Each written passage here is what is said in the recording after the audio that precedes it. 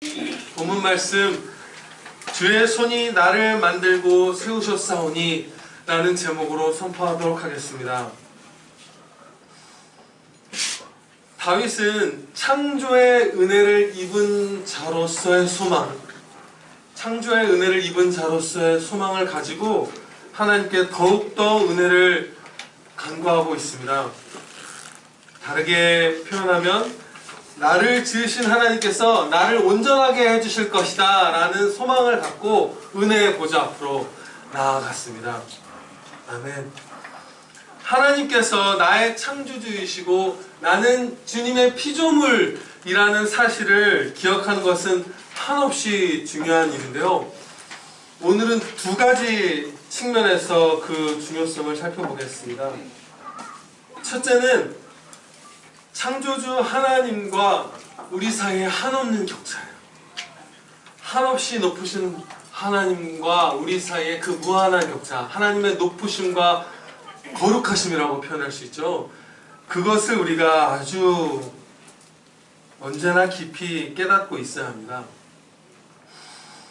우리는 생각보다 매우 쉽게 피조물이 아니라 스스로 있는 자처럼 살아가 보네요. 자신의 뜻대로 살아가는 것, 사이비 종교의 교주 같은 게 아니라 하더라도 정도의 차이는 물론 있죠. 그런 사람들과. 그러나 내가 나의 주인이듯 행동할 때 창조주이신 하나님을 잊는 거예요. 내가 피조물이라는 사실도 있고요. 제가 어제 밤에 이제 이 73절 말씀, 하나님이 우리의 창조주이시고 또 그러하시니 나를 깨달아 주의 계명들을 배우게 하소서, 이 말씀을 잘 모르겠는 거예요. 뭔가 더 하나님의 뜻이 당연히 많이 담겨있죠. 더 알아야 될 것 같아요. 그래서 이제 기도하고 밤에 묵상을 하다가 잠이 들었는데 어마어마한 악몽을 꿨어요. 그래서 그것이 은혜라고 은혜죠. 확신합니다. 여러분은 여러분의 맡은 가정에서와 사회에서 일에서를 생각해 보시면 될 것 같아요. 저는 이제 설교를 하는 일을 맡았잖아요. 근데 여기서 제가 마치 하나님인 듯이 말하는 꿈을 꿨어요. 근데 그 꿈을 꾸기 전엔 자각을 못했는데 피조물인 우리가 하나님인 척하는 게 세상에서 가장 수치스럽고 가장 두려운 일이더라고요. 너무나 배은망덕한 것이고 정말 그 교만한 것이고 어리석은 것이잖아요. 그러니까 내가 나의 주인인 양 살아가고 내가 하나님인 양 그 자신감을 갖고 말하고 행동하고 하는 것들이 너무나 두려운 거예요. 그렇게 수치스러운 게 없더라고요. 정말로 생각해보면 그래요. 하나님께서 우리를 이제 심판날에 우리가 그 앞에 섰을 때 우리가 다 쏘사라칠 거예요. 내가 너를 만들었는데 너는 어떻게 네가 스스로 있는 자처럼 살아가느냐. 그게 정말 제일 두려운 거죠. 그래서 순종해야 해요. 네. 피조물다운 자세, 하나님의 말씀에 귀 기울이고 순종하고 내 뜻대로 사는 게 아니라 하나님 뜻에 따라 살려고 우리가 애써야 합니다. 아멘. 우리가 피조물이라는 사실의 중요한 점 두 번째는 뭐냐면요, 창조주이신 하나님과 피조물인 우리 사이의 친밀함이에요. 하나님이 우리의 창조주이시기 때문에 이 친밀함이 있어요. 네, 놀라운 거예요. 무한한 격차가 있는 동시에 제일 가까운 친밀함이 있는 거예요. 73절에 주의 손이라고 번역된 말씀은 원래 주의 손들이에요. 마치 하나님께서 정성스레 그 두 손으로 우리를 막 어루만져서 만드신 것처럼 아주 큰 사랑과 은혜로 우리를 빚어주신 거예요. 네, 아주 엄청난 친밀함이 있죠. 하나님의 두 손에 의해 지음받은 피조물이기 때문에 하나님과 가질 수 있는 특별한 친밀함이 있어요. 게다가 하나님께서는 참으로 우리를 뜨거운 사랑으로 지으셨죠. 하나님의 형상대로, 하나님의 형상대로 그리스도를 닮은 모습으로 우리를 지으시고 하나님을 사랑하고 즐거워하고 섬기고 찬양드릴 수 있는 그러한 아름답고 탁월한 피조물로 우리를 지으셨잖아요. 그래서 이 하나님의 피조물이라는 사실은 그 우리와 무한한 격차를 가지신 그 한없이 높으신 하나님의 거룩하심을 깨닫고 우리가 그 앞에 엎드리게 하는 동시에 우리가 그 품에 마음껏 안길 수 있게 하는 거예요. 심지어 우리가 하나님께 범죄했지만 하나님은 우리의 소유권을 넘기시지 않았어요.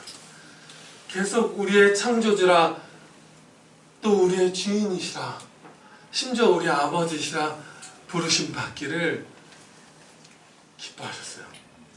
그래서 이 창조주이신 하나님을 우리가 늘 기억하는 것은 엄청난 복입니다. 즐거운 일이에요.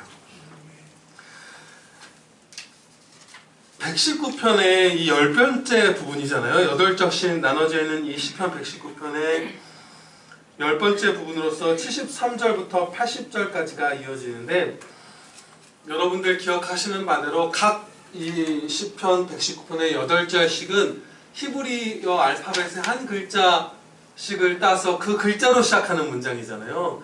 이 8절은 다 같은 히브리어 알파벳으로 시작하는 문장이거든요.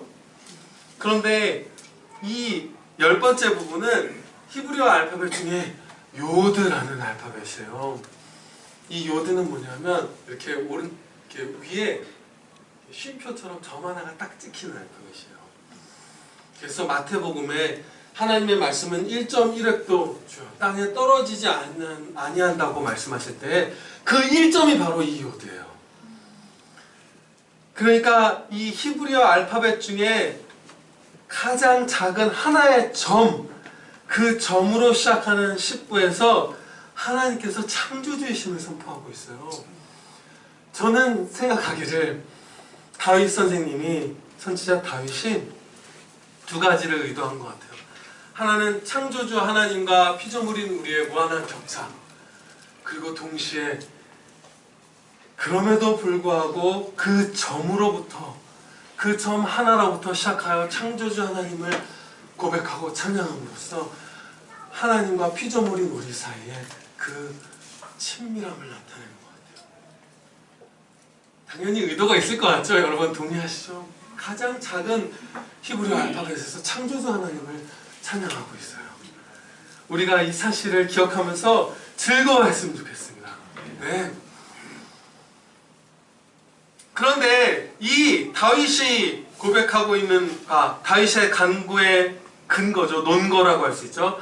하나님께서 나를 창조하셨으니 나를 온전케 하여 주십시오 라는 이 73절의 논거가 사실은 범죄하여 타락한 인간에게는 가질 수 없는 근거예요. 원래는 이 73절의 짧은 이 문장 사이에 주 예수 그리스도의 놀라운 은혜가 한없이 들어있는 거예요. 타락한 인간은 나를 창조하신 하나님께서 나를 온전케 해주시리라는 주장을 할 수 없어요. 원래는 그 모든 창조의 특권을 범죄함으로 상실했기 때문이에요. 그래서 원래는 우리는 이 기도를 드릴 수가 없는 자들인데 다윗이 이렇게 기도드릴 수 있고 우리도 동일한 기도를 드릴 수 있는 이유는, 그 근거는 예수 그리스도의 십자가 보혈로 구원받고 새 창조의 은혜에 참여하게 되었기 때문이에요. 그래서 우리가 하나님 아버지, 나를 창조하신 아버지께서 나를 완전케 하시는 그 모든 은혜를 끝까지 이루어 주시옵소서 라고 기대하며 간구할 수 있습니다. 여기서 또 한 가지 주목할 점은요, 다윗이 계속해서 하나님의 말씀을 배워야 한다고 여겼다는 점이에요. 73절 말씀에 내가 깨달아 주의 계명들을 배우게 하소서, 이것을 간구하고 있잖아요. 다윗과 같은 위대한 선지자도 하나님의 말씀을 대하는 자세가 자신을 마치 초급자로 여긴 거예요. 이게 정말로 드문 은혜더라고요. 우리가 설교 말씀 들을 때 그런 거 있죠. 아, 이거 아는 말이네. 아는 말씀이네. 이거 너무 익숙한 본문이네. 우리 스스로도 막 자고하잖아요. 정말 많이 그 죄에 빠져요, 우리가. 그리고 스펄전 목사님은 그 목회자를 위한 책에서 영어로는 뭐라고 부르는지 모르겠어요. 근데 한국말로 번역되기는 목회자주의라는 말로써 이 말씀의 교훈이 내게는 필요 없고 청중들에게만, 회중들에게만 필요하다는 마음을 목회자들이 많이 갖는다고 하면서 그것이 목회자주의라고까지 그분은 부르거든요. 정말 계속해서 나는 하나님의 말씀을 더 배우고 더 배워야 한다. 나는 하나님의 진리의 그 한 점을 맛보았을 뿐이라는 이 다윗과 같은 겸손, 이 마음을 우리가 가져야 합니다. 네. 74절의 말씀을 보면요, 주의 말씀을 바라는 다윗을 보고 다른 성도들이 기뻐하는 모습이 나옵니다. 주를 경외하는 자들이 나를 보고 기뻐하는 것은 내가 주의 말씀을 바라는 까닭이니이다. 아멘. 이 기뻐한 사람들이 목격한 것은, 기뻐한 이유는 다윗이 하나님의 말씀을 바랬으나 말씀을 깨닫지 못하고 순종치 못하는 실패를 보고 기뻐했을 리는 없죠. 그러니까 여기 이게 시잖아요. 시니까 아주 짧게 기록되어 있지만 이 기뻐한 사람들이 다윗에게서 목격한 모습은 하나님의 말씀을 바랬던 다윗이 하나님의 말씀을 받아서 깨닫고 순종의 열매를 맺는 걸 본 거예요. 그것이 우리에게 엄청난 기쁨이 되는 거죠. 모든 성도에게. 하나님의 자녀가 은혜를 입어서 하나님의 말씀대로 살아가는 모습은 다른 자녀에게도 기쁨이 되는 축복의 통로가 돼요. 다른 성도들이 그 다윗 같은 성도를 보면서, 다윗 같은 성도라고 하면 좀 부담스럽죠. 아무튼 하나님을 바라며 은혜를 입는 성도들을 보면서 소망을 얻고 용기를 얻고 기쁨을 얻는 거예요. 저도 오늘 아침에 여러분을 보면서 맨 뒷자리에서 그런 걸 느꼈어요.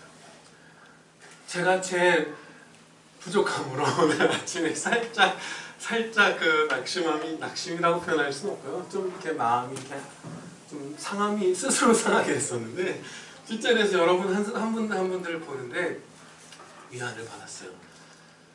하나님께 집중하는 여러분들의 모습에 위안을 받는 거예요. 반면에 한 성도가 하나님의 말씀을 바라지 않고 불신앙의 길로 나아가면요,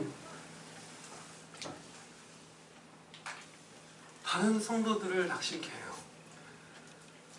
악영향을 끼치는데요, 한 성도가 다른 성도에게 끼칠 수 있는 선한 영향, 축복의 통로가 되는 것과 그 슬픔과 낙심과 불신앙을 전파하는 것은 양쪽 다 그 영향력이 매우 강해요. 먼저 경건한 성도들의 그 영향력에 대해서 좀 우리가 살펴보면요, 경건한 성도들의 이야기를 여러분 말로만 전해 들어도 큰 힘을 얻으시죠. 얼굴 한 번도 본 적 없고 기독교 교회사의 위인이 아닌 어느 A교회 집사님 얘기만 들어도 우리가 위안을 얻잖아요. 큰 힘을 얻잖아요. 그리고 글로 만날 때도 마찬가지고요. 직접 볼 때는 어떨까요? 심지어 이 다윗을 볼 때는, 다윗을 바로 옆에서 직접 만났던 하나님을 경외하는 성도인 요나단은요, 그에 대해서 이제 하나님께서 사무엘상 18장 3절에서 이렇게 말씀을 주셨습니다. 요나단은 다윗을 자기 생명같이 사랑하여 더불어 언약을 맺었으며, 이게 너무나 놀라운 게요, 사울 왕의 아들이었던 요나단은 자연스럽게 왕위를 계승할 꿈을 꿀 수 있는 자잖아요. 그걸 기대하는 사람이잖아요. 그런데 자기가 아니라 하나님께 기름 부음을 받아서 차기 왕이 될 다윗을 보고 심히 기뻐하는 거예요. 자기 생명같이 다윗을 사랑하기까지 하는 거예요. 내 왕위를 가져갈 이 녀석이, 이 목동 출신의 이 족보도 없는 이 녀석이 우리 아버지의 원수이자 내 왕위를 찬탈하는 것만 같은 이 녀석이 내겐 너무 큰 힘이고 복이고 기쁨인 거예요. 그 일이 일어나요. 다윗은요, 요나단이 전쟁에서 전사한 뒤에 그를 추모하는 애가 슬픔의 노래를 이렇게 지었습니다. 내 형 요나단이여, 내가 그대를 애통함은 그대는 내게 심히 아름다움이라. 그대가 나를 사랑함이 기이하여 여인의 사랑보다 승하였도다. 아멘. 사무엘하 1장 26절 말씀입니다. 다윗도 마찬가지죠. 다윗도 요나단에게, 요나단도 다윗에게 하나님을 경외하는 자, 하나님의 말씀을 바라고 순종의 열매를 맺는 자에게 큰 복을 받은 거예요. 서로가 축복의 통로가 됐습니다. 마찬가지로 낙심하고 불순종하며 불신앙의 길로 나아가는 성도가 끼치는 악영향 또한 큰데요. 제가 생각나는 바는 예전에 몇 번 말씀드렸었는데, 유리문답 우리가 배울 때 우리 청기도 선배님들이 체험한 바 가장 좋은 그 목회자와 가장 좋은 기독교 학교의 교사가 아이에게 일주일 내내 최선을 다해서 그 아이를 신앙으로 양육해도 부모가 그 아이를 망칠 수 있다고 했어요. 부모에만 집중하지 마세요. 부모 아닌 분들 실족하십니다. 한 가지 예가 생각나는 것뿐이 뭐요? 자녀이든 후배이든 선배이든 동료이든 친구이든 형 동생이든 누나 언니 누구든 목사이든 우리가 하나님의 말씀을 바라지 않고 그 말씀에 순종하려 하지 않을 때 정말 주님 아주 심각한 영향을 끼쳐요. 그런데 우리가 여기서 감사들 소망을 만납니다. 뭐냐면요, 이 주를 경외하는 자들이 다윗을 보고 기뻐한 이유는 무엇일까요? 1차적으로는 다윗이 하나님의 은혜를 받아 누린 것을 보고 기뻐한 거죠. 그러나 1차적이라는 표현보다는 어쨌든 표면적으로는 더 깊이 내려가면 나도 그 복을 받을 수 있다고 확신했기 때문이에요. 다윗의 아버지, 나의 아버지, 다윗의 주님, 나의 주님이 다윗에게 주신 똑같은 말씀대로 내게도 다윗과 같은 복을 주시리라. 예, 그 은혜로 기뻐한 거거든요. 그렇다면 우리 모든 사람이 다윗처럼 요나단처럼 옆에 있는 형제들에게, 아니면 우리 얘기를 건너서 전해들을 지금 딴 지교의 형제 자매들에게, 아직 믿음도 갖지 못하는 우리의 후손들에게 우리가 축복의 통로가 될 수 있습니다. 아멘.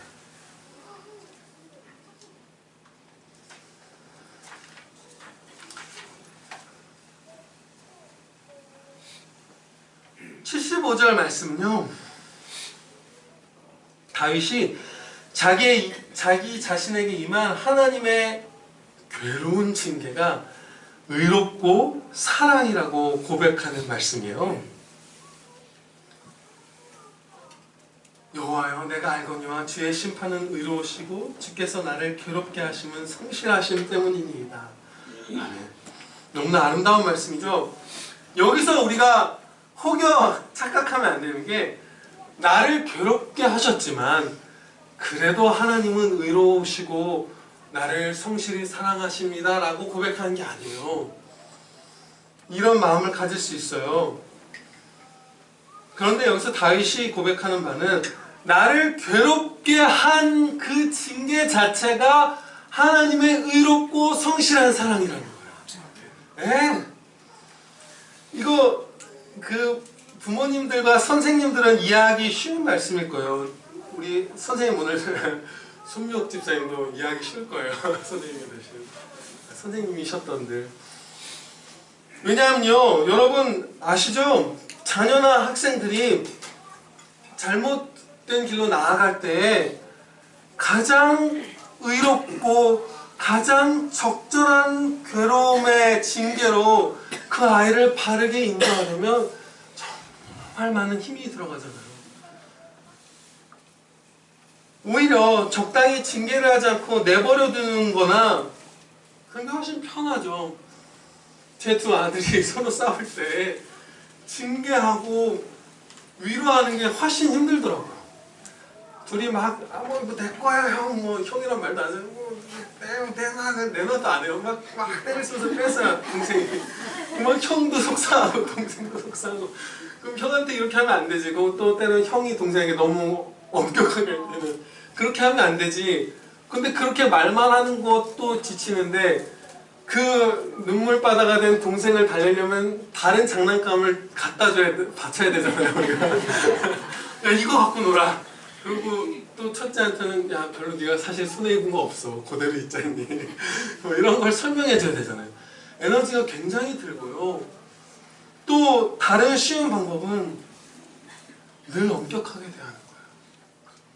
이것도 너무 쉬운 일이에요. 제가 그 학창시절에 한 선생님이 생각나더라고요.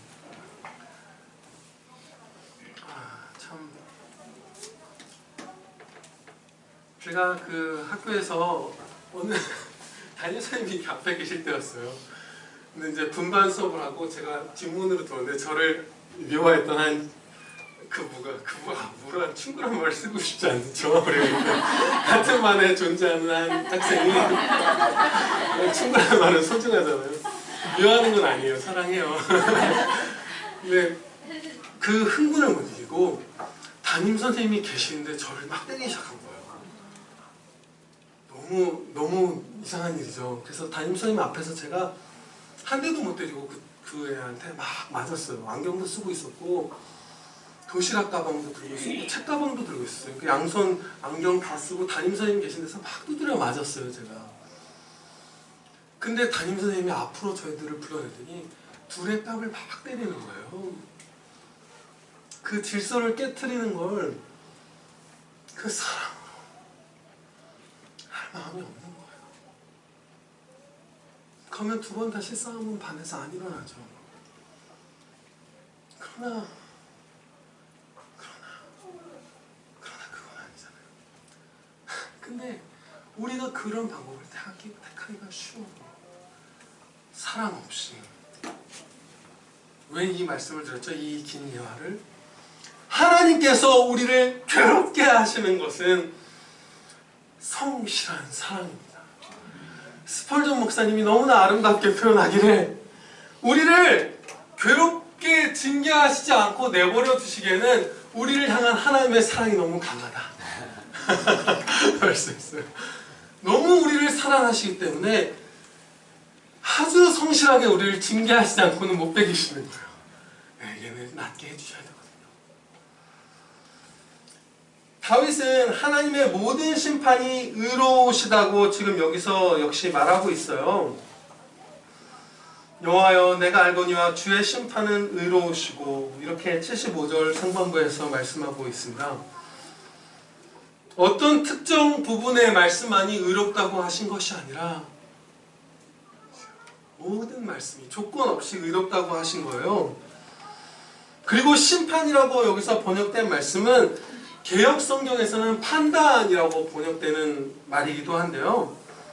그러니까 이 말씀의 참된 의미는 뭐냐면요. 다윗은 어떠한 조건을 달아서 범위를 좁히지 않고 하나님의 모든 말씀이 모든 판단과 모든 규례와 심판이 다 의롭다고 고백한 거예요. 조건이 없어요. 이 다윗의 고백에는. 그런데 이러한 신앙을 우리가 가진 경우는 아주 드물다고 교회사 내내 말해와요. 오늘날만 드문 게 아니라 옛날에도 그랬다고 하더라고요. 그 선배님들의 고백을 보면. 제가 몇 달 전에도 뭐 비슷한 일을 겪었어요. 이건 뭐 그렇게 충격적이거나 슬픈 일은 아니고요. 아, 우리가 그럴 수 있구나라는 걸 좀 절감한 계기인데요. 정말 보기 드물게 성경 말씀을 사모하고 많이 읽고 많이 묵상하고 순종하여 행하는 성도분과 긴 시간을 대화할 일이 있었어요.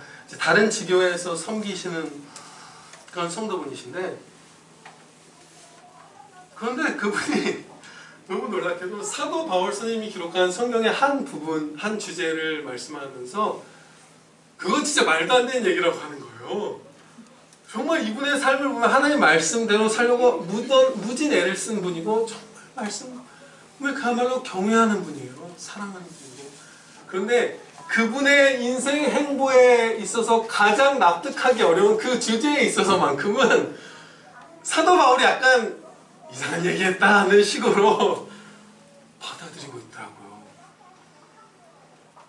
그렇게까지 여러분들에게는 좀 와닿지 않으니까 제가 정말 정말 경건한 분이에요.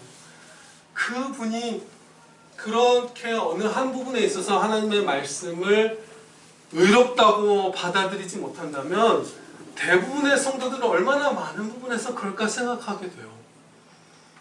참으로 그럴 거예요. 아버지, 이건 정말 좋은데 이건 너무 부당하죠. 이렇게 생각할 수 있다는 거예요. 그런데요, 우리가 다윗처럼, 사도 바울처럼 모든 말씀을 다 의롭다고 여겨도요, 범죄합니다. 이 단계, 이 다윗의 고백에 이르러도 범죄예요. 여기서부터 싸워 나가기 시작해도 우리가 정말 눈물로 밤을 지새고 금식하지 않으면 안 될 날이 있어요. 그런데 우리가 삶의 곳곳에서 나의 지혜로 보기에 하나님이 사실 어리석어 보인다고 여긴 거죠. 그래서 그런 부분들이나 아니면 나의 정욕으로 크게 저항되는 부분에 있어서 하나님의 말씀을 못 받아들인다면 얼마나 많은 죄가 그 시작점으로부터 막 들어올지는 좀 두려운 일이에요. 그렇죠? 그러니까 우리가 생각할 때 하나님의 모든 말씀이 조건 없이 다 의롭다는 믿음을 가지시기 바랍니다. 네.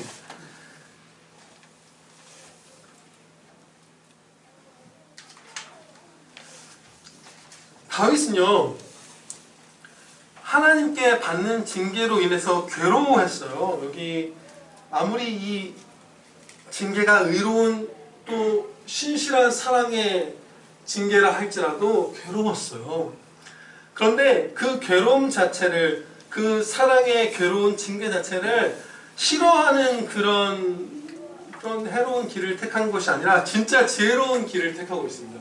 이 너무나 우리가 같이 주목했으면 하는 바인데요, 그 다윗이 택한 은혜의 방법은 사랑의 매와 함께 하나님이 주시는 위로를 구한 거예요. 안위를 구한 거예요. 76절에서 말씀합니다. 구하오니 주의 종에게 하신 말씀대로 주의 인자하심이 나의 위안이 되게 하옵소서. 내가 떠나게 해달라고 기도하지 않았어요. 우리는 보통 징계가 사라지게 해달라고 기도해요.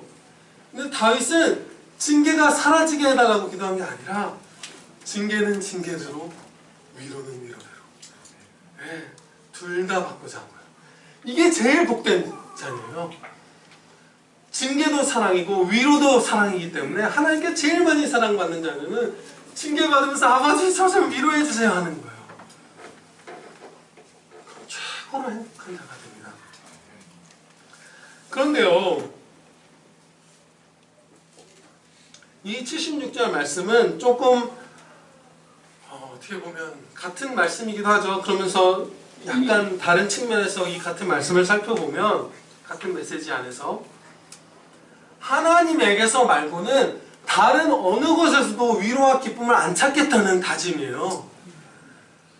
하나님 때문에 지금 몹시 괴로운 상태에 있는데 하나님 나를 위로하시고 나에게 기쁨을 주시옵소서 간구하는 거예요. 이것만이 그야말로 참으로 기쁘게 사는 참 성도의 지혜로운 행동입니다. 다른 길을 택하면요, 사실 정말 결국은 어떠한 세상의 즐거움도 결국은 우리에게 해악으로 돌아와요. 하나님을 떠난 즐거움이 정말로 우리에게 참 위안과 유익과 어떤 좋은 것도 가져올 수 없고 해로운 것은요, 먼저 그 안에 사랑이 전혀 존재할 수 없기 때문이에요. 제가 최근에, 어저께죠, 최근도 아니고, 아내들이 싫어하는 남편 취미 탑 10이라는 목록을 봤어요. 게임 중독, 낚시가 1위고요, 대만에. 애니메이션 중독, 오토바이 타서 저 걸리네요. 오토바이 좋아하는 사람. 위험해서 그런가 봐요. 아무튼 여러 가지 그 리스트가 쫙 있어요. 근데 그 10개 빼고 뭘 할까 싶기도 해요. 왜 그런 사단이 났을까요? 그런 리스트에 만들어져서 사람들에게 공감을 사고 막 공유될까요? 아마 그런 취미를 남편분들이, 그러니까 하나님 안에서 합당하게 재충전으로서 사랑의 실천, 하나님 사랑, 이웃 사랑, 하나님께 영광 돌리는 찬양의 실천으로서 누리지 않을 때를 생각해보세요. 세상적으로 그 취미들을 누릴 때 즐거움을.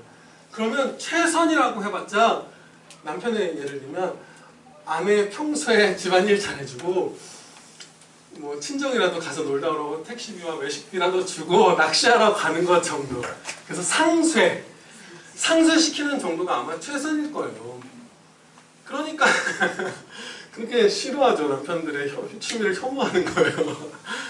그런데 진짜 하나님 안에서 위안을 누리는 자들은 그 자체로 그 모든 행보가 다 사랑이에요.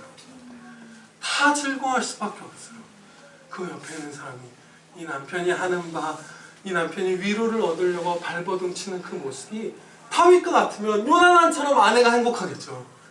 내 남편에게서 볼 수 있는 가장 기쁜 모습 탑 10.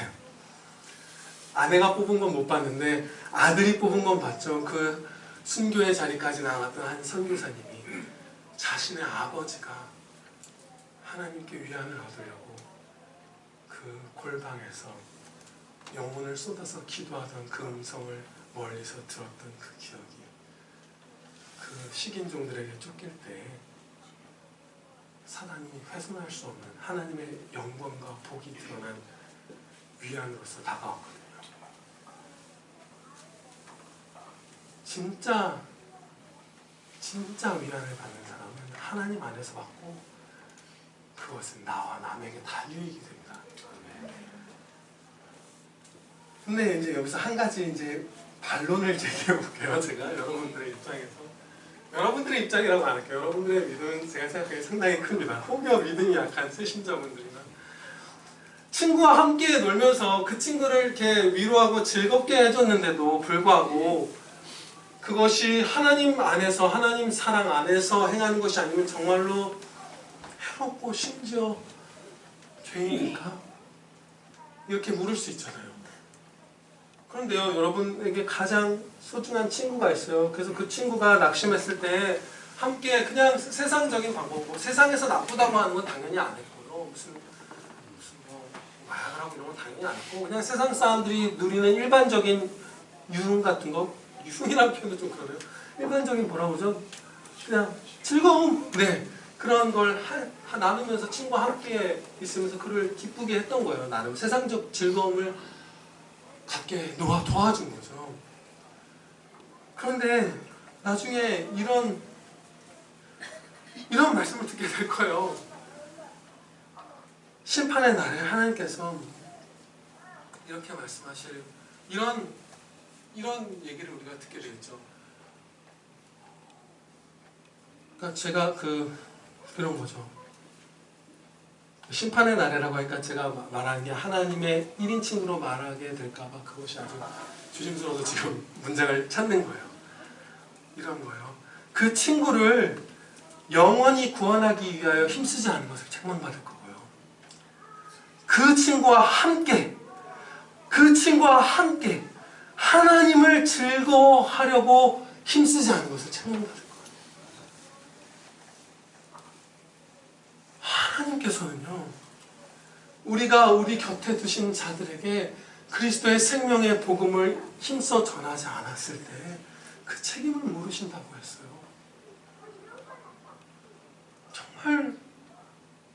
정말로 친구를 기쁘게 해주려고 그냥 그 친구가 좋아하는 상쾌한 좀비 영화도 같이 봐주고 맥주도 한 1000cc씩 마셔주고 같이 그냥 누구 흉도 보고 놀아줘서 위로했다고 생각하지만, 그가 멸망으로 치닫는데 너도 손을 내밀지 않았다.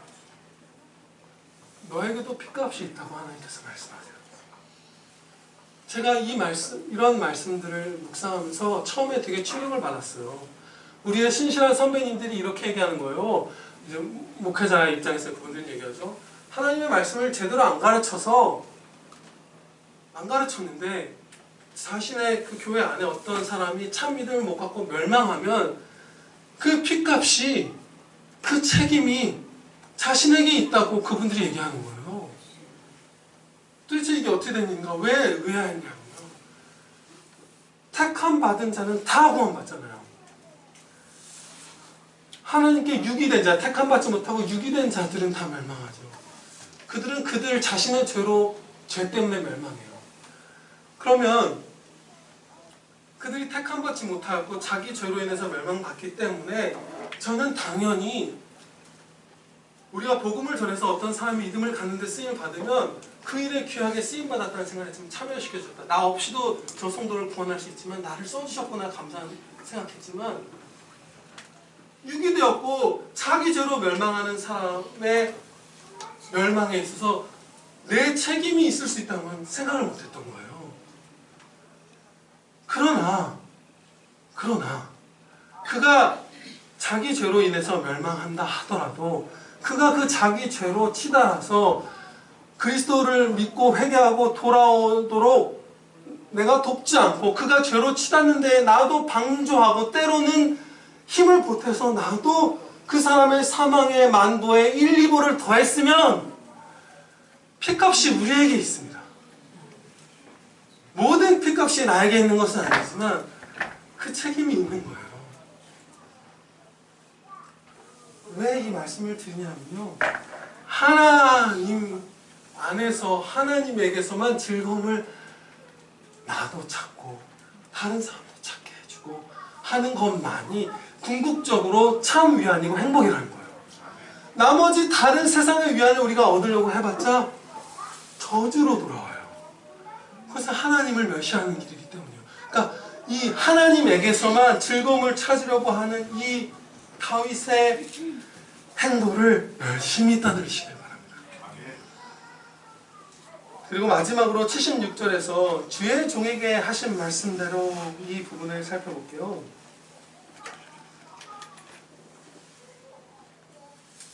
다윗처럼요. 다윗은요, 주의 종에게 하신 말씀대로라고 하면서 하나님께 여러 은혜들을, 위안과 인자를 구하죠.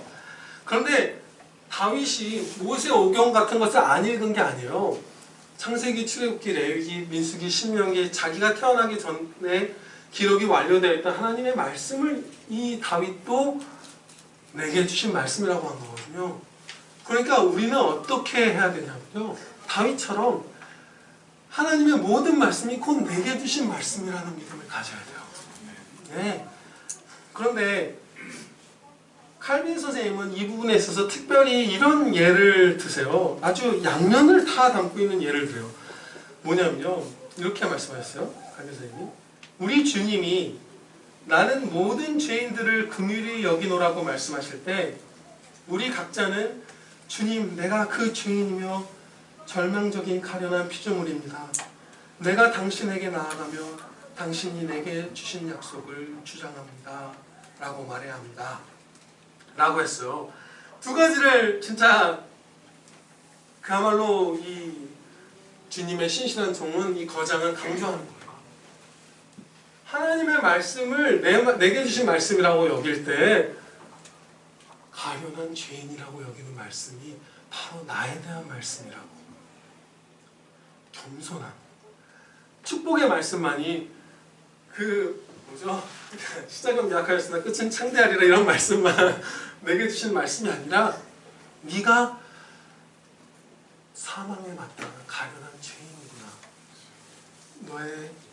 네가 죄 중에 잉태하였고 너 마음속에 원래는 죄밖에 없었는데 내가 이제 새 생명을 주고 너에게 그리스도의 영을 내주게 하며 너를 선한 길로 인도하노라 하신 그 말씀이 나에게 주신 말씀인 걸 깨닫게 하고, 동시에 그 죄인에게 주시는 값없고 한없는 자비가 또 내 거라는 깨달음을 가지라는 거예요.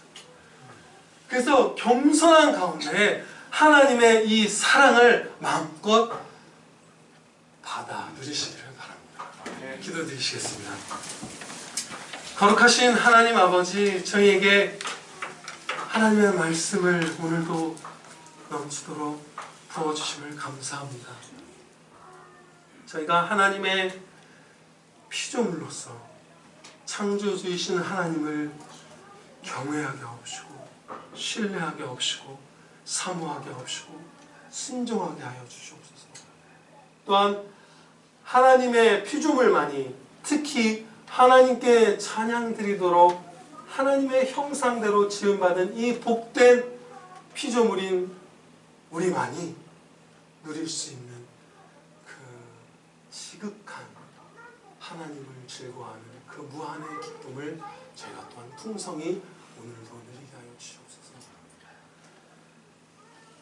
아버지 하나님, 저희가 저희를 살리시는 하나님의 의롭고 신실한 사랑의 징계 그 자체를 피하려 하거나 거두어 달라고 구하기보다 그 징계와 더불어 넘치는 위로와 기쁨을 달라고 간구하여 모든 죄가 고침을 받고 또 새 사람이 기쁨 가운데 풍성히 소생케 되는 은혜를 다 받아 누리게 하여 주시옵소서.